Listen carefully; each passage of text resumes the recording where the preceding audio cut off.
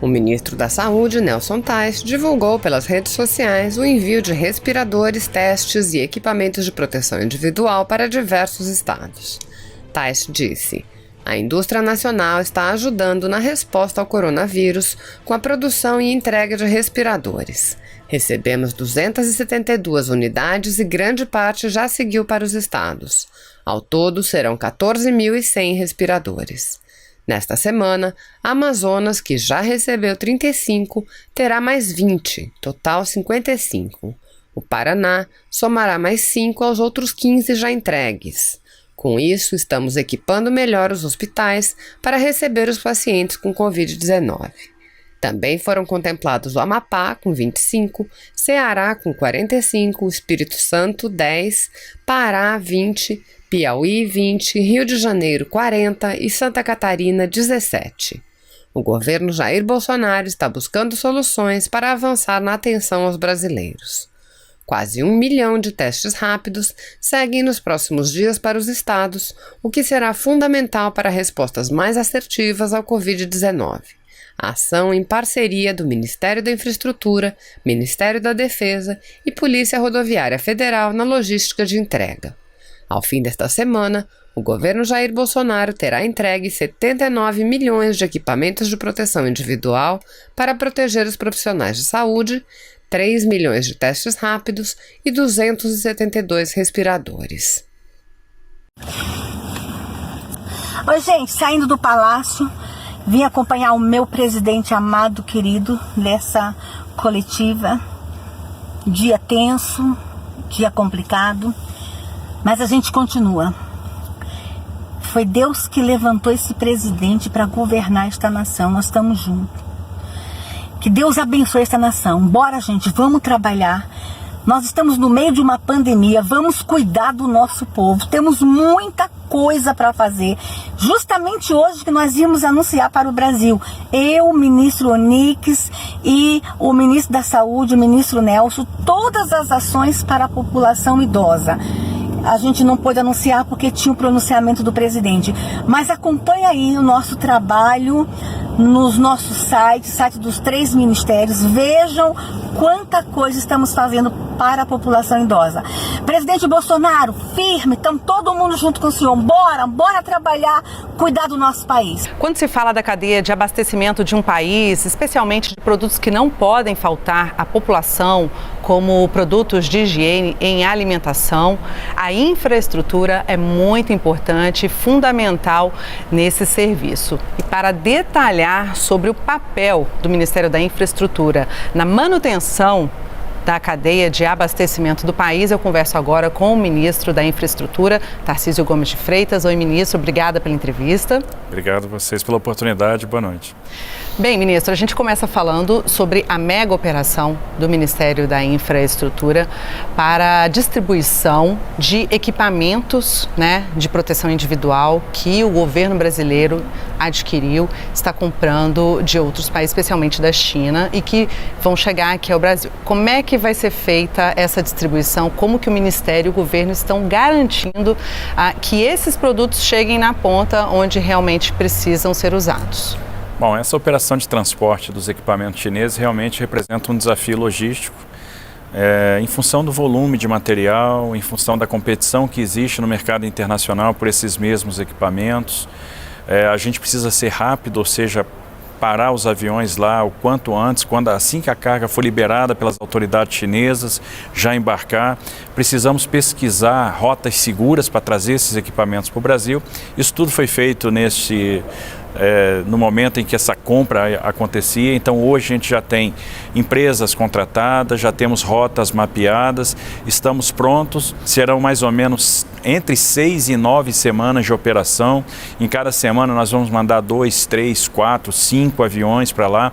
No total a gente deve fazer 40 operações para trazer 240 milhões de máscaras, várias toneladas de equipamentos, são 960 toneladas, para garantir o abastecimento para todas as unidades da federação. Chegando aqui, esse material vai para um centro de distribuição em Guarulhos. Nós vamos usar tanto o centro de distribuição do Ministério da Saúde, quanto o centro de distribuição do Comando da Aeronáutica, e vamos redistribuir essa carga, separar os lotes por unidades da federação e fazer essa distribuição usando aí a nossa malha aérea, né, os aviões comerciais que nós temos aí operando numa malha mínima, botando essa carga no porão e fazendo a distribuição para as principais cidades, né, para as cidades hub.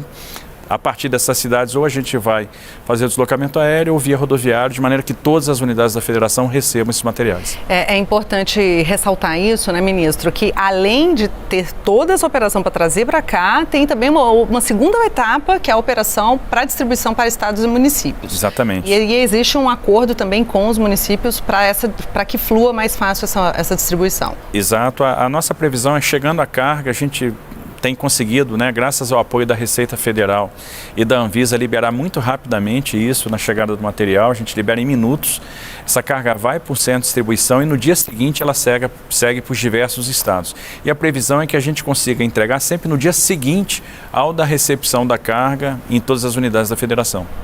Ministro, outra atuação do Ministério da Infraestrutura é com relação ao apoio na montagem dos hospitais de campanha, né? Como é que está sendo feito esse trabalho?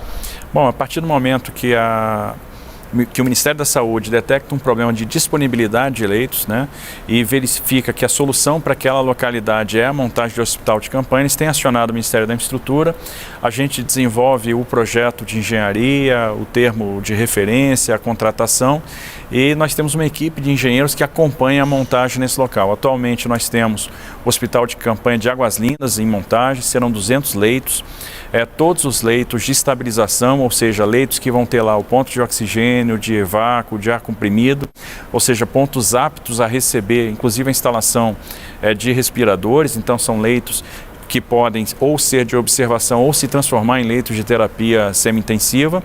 E a ideia é repetir esse modelo em várias unidades da federação. O próximo passo, o próximo hospital de campanha que deverá ser montado é o de Manaus, e vai ser um hospital de campanha um pouco diferente, que vai atender às peculiaridades dos povos indígenas. Então vai ser um hospital exclusivo para povos indígenas, esse que a gente deve montar em breve em Manaus. Bem, no início da pandemia, assim que surgiu toda a história sobre o novo coronavírus, houve uma correria da população e um medo também sobre a falta de abastecimento de alimentos. Como é que o governo hoje responde com relação a isso, inclusive tranquilizando para a manutenção de todo o serviço voltado para o abastecimento nos supermercados e para que não falte alimento para ninguém?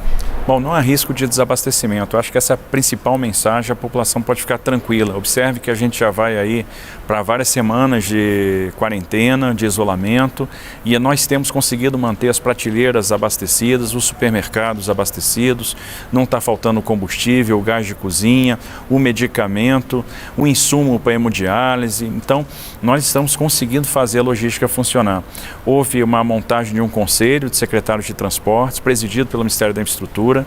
A gente, com esses secretários, né, conseguimos enxergar problemas que haviam nos decretos de restrição nos vários estados. Esses decretos foram todos revistos. A atividade de transporte de carga ela foi excepcionalizada, bem como as atividades necessárias ao suporte a essa atividade. Então, houve uma facilitação geral, uma facilitação. O que ficou de fora das restrições? A oficina mecânica, a autopeça, a borracharia, o restaurante de beira de estrada, ou seja, aquelas instalações, aquelas estruturas, aqueles comércios que eram necessários para que o transporte rodoviário de carga acontecesse, né?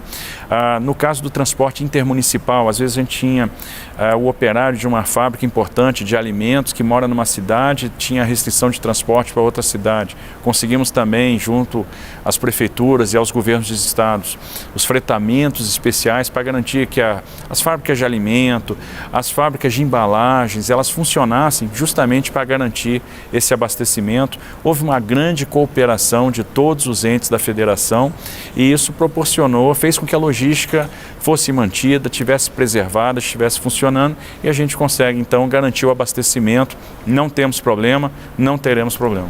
A gente fala muito do setor das estradas, estradas, né, dos transportes rodoviários, mas um outro setor bastante atingido pela pandemia foi o setor aéreo, né, ministro? O que o Ministério da Infraestrutura tem feito voltado especificamente para o setor aéreo, inclusive no que diz respeito à manutenção de um mínimo de voos para atender às necessidades de quem precisa viajar? Seguramente o setor aéreo foi o mais afetado, né? Houve uma redução drástica da demanda, uma sequência de cancelamentos de viagens. Nós conseguimos editar uma medida provisória que estabeleceu o diferimento de pagamento de tarifas aeroportuárias, também um prazo maior para devoluções em dinheiro de passagens, então isso preservou o fluxo de caixa. A gente está trabalhando com as empresas aéreas na estruturação de uma malha mínima, onde nós vamos ter determinados segmentos, determinadas origens e destinos que vão ser atribuídos a uma companhia. Então nós vamos permitir algo que numa situação normal não seria possível, né, por ser configurar uma prática anticoncorrencial, mas que no momento de emergência é muito adequado. Então, para garantir o mínimo de viabilidade de determinados voos e manter esse fluxo aéreo, que vai ser importante, até para o deslocamento de equipamentos médicos, de EPIs, de profissionais de saúde, nós vamos ter determinadas origens e destinos, né, determinadas rotas atribuídas a uma companhia. Então, quem comprar passagem numa das 3 companhias vai acabar voando direcionado para uma companhia, como era a Ponte Aérea Rio-São Paulo lá atrás, onde se comprava uma passagem da Transbrasil, se viajava de VASP. Isso vai acontecer novamente agora. O usuário, o passageiro vai comprar uma passagem na Azul e vai viajar de Latam, vai comprar uma passagem de Gol, vai viajar de Azul. Então, cada companhia vai ser responsável por um segmento. Além disso, a gente está vendo, né, a possibilidade, estamos negociando junto ao BNDES as linhas de capital de giro, que vão ser fundamentais para garantir um pouco mais para dar uma elasticidade, um pouco mais de rigidez para essas empresas. E como o governo é um grande contratador de passagem, né, o governo compra muitas passagens, a nossa ideia é comprar essas passagens antecipadamente para dar capital de giro, a gente garante um percentual de desconto e à medida que a gente for consumindo as passagens, a gente vai abatendo um saldo que nós vamos ter em conta corrente. É uma maneira de preservar esse setor. Preservar o setor é fundamental para que na passagem da crise, no momento seguinte, a gente tenha o setor saneado, né? A gente consiga sobreviver a isso, para que não tenhamos problema de oferta, carestia, né? Problema de elevação de preço de passagem, bem como localidades que deixem de ser atendidas. Bem, ministro, os demais setores logísticos, né, portos, ferrovias, também estão sendo monitorados para garantir a continuidade desses transportes sem que os trabalhadores fiquem expostos? Também estamos tomando uma série de medidas, posso citar a MP 945, que trata da saúde do portuário, onde nós estamos afastando portuários vulneráveis, né? Esses portuários eles estão ficando de fora das escalas de trabalho. Viemos com a escalação eletrônica, que é uma medida para evitar aglomeração. Além disso, os portos estão investindo em triagem médica, EPIs. Garantimos a renda mínima para esse trabalhador avulso que foi afastado da escala. Essa renda mínima vai ser paga pelo operador portuário. Então, tanto no setor ferroviário quanto no setor portuário, nós conseguimos manter as operações, garantindo também a segurança para os usuários. Estabelecemos com todos os embarcadores um protocolo mínimo de condições sanitárias para os terminais, tanto os terminais próprios, os terminais em pool, terminais de terceiros. Então, todas essas medidas foram tomadas e aí a minha homenagem aos bravos profissionais do transporte, que mesmo sabedores do risco, compreendem o papel que eles têm, a relevância que eles têm para o país nesse momento, e assim como os profissionais de saúde, eles não estão se furtando à sua missão, estão cumprindo o seu papel com muita dedicação, com muito esmero, e são credores de todo o nosso mérito, nossa homenagem, realmente é emocionante ver como esses caras estão se doando pelo Brasil. Bom, ministro, para a gente encerrar, quando se fala em Ministério da Infraestrutura, a gente lembra o quê? Das estradas, das concessões, é o que mais rápido vem à mente. Então, para a gente assegurar também para toda a população como ficam os investimentos da infraestrutura nessa área, nas concessões, nas obras. Nada foi paralisado durante esse período. Nada foi paralisado, era necessário manter a infraestrutura operando, funcionando, conseguimos manter as obras em andamento, entregamos nesse período um trecho de duplicação da 381 Minas, da 101 Bahia, da 101 Sergipe, iniciamos a ponte Xambioá, mantivemos a obra da ponte de internacional de Foz do Iguaçu, obras de restauração, de manutenção em todo o Brasil, obras nos aeroportos regionais. Então conseguimos manter a atividade, né, da infraestrutura vigorando, pulsando, as obras em andamento. Concluímos estruturações de projetos de concessão, interagimos com o TCU, temos autorização para fazer novos leilões e neste período temos mantido conversa com os investidores que têm mostrado grande interesse nessas concessões, interesse no Brasil, um interesse forte, e eu tenho certeza que o nosso programa de concessão vai ser um sucesso e vai ser importante para trazer investimentos para a retomada. Esse é um setor que não corre riscos. Seguindo esse cronograma, nada vai ser atingido. Nós vamos conseguir praticamente manter intacto o cronograma, fazer os nossos leilões de concessão, trazer investimento para cá, tocar as obras que já estavam programadas, fazer as entregas que estavam previstas.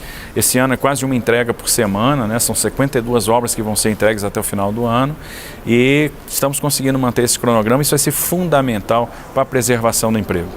Tá certo. Ministro Tarcísio Gomes de Freitas, muito obrigada pela entrevista, pela sua disponibilidade aqui. Muito obrigado.